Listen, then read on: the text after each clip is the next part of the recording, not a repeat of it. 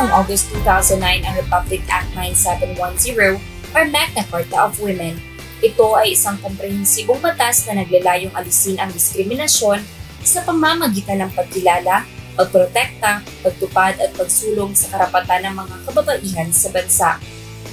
Ang lahat ng karapatan sa konstitusyon at mga karapatang kinikilala sa ilalim ng mga internasyonal na instrumento na nilagdaan alinsunod sa batas ng Pilipinas ay dapat tamasahin ng kababaihan ng walang diskriminasyon. Ang mga diskriminasyong pagkakaiba, pagbubukod at paghihigpit sa mga kababaihan ay pinagbabawal. Discrimination is yung hindi pagbibigay sa'yo ng pantay-pantay na pagtingin. Mainly because of your gender, or hindi pagkakakilala sa iyong kakayahan dahil ikaw ay babae.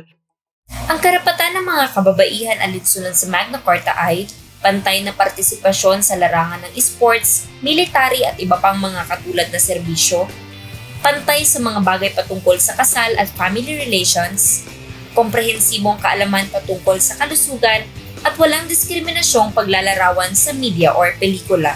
Kasama rin sa karapatan ng mga kababaihan ang partisipasyon at representasyon sa politika, trabaho at iba pa.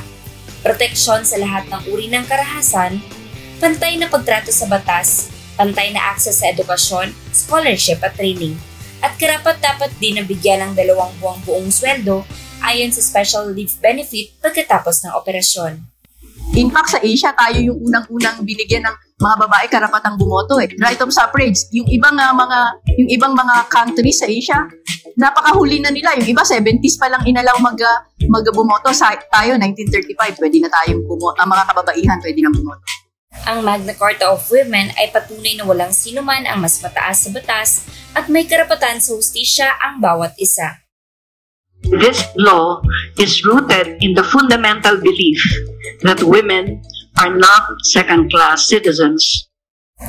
Kasabay ng pagdiriwang ng National Women's Month sa taong ito ay ang simula ng panibagong tema, We for Gender Equality and Inclusive Society. We for Women and Everyone. Sama-sama tayo sa hangaring ito tungo sa pagkakapantay-pantay at pagkakabilang ng lahat, kung saan lahat ay binibigyan ng kanilang karapatan anuman ang kasarian at katayuan sa buhay at kung saan walang napag-iiwanan.